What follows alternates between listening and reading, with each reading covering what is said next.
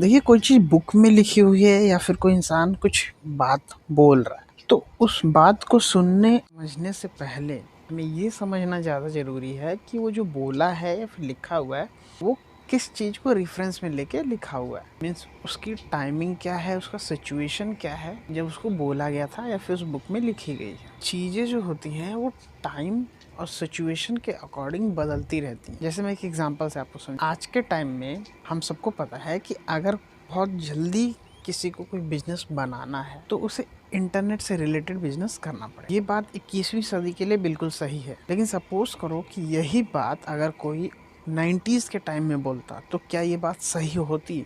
नहीं होती है, टाइम पे गलत हो जाती। इससे क्या समझ में आया कि कोई बात आज बोली गई है तो जरूरी नहीं कि वो आज से कुछ टाइम बाद या 10 साल बाद भी सही हो सकता है टाइम के अकॉर्डिंग वो चीज़ चेंज हो जाए, लेकिन जब वो बोली गई थी तब वो चीज़ सही थी। और इसी तरह से सिचुएशन के अकॉर्डिंग भी स्टेटमेंट्स के अलग अलग मतलब निकलते हैं। तो कोई बात हम सुन रहे हैं या फिर किसी बुक में पढ़ रहे हैं, उसे मानने से पहले हमें ये समझना बहुत ज़्यादा ज़रूरी है कि वो किस टाइम पे, किस सिचुएशन में और किस इंटेंशन से बोली गई। ये जब चीज़ें हम समझ जाते हैं तो फिर हमें उसके बाद वहाँ से जज करना चाहिए कि वो बात सही है या फिर गलत है।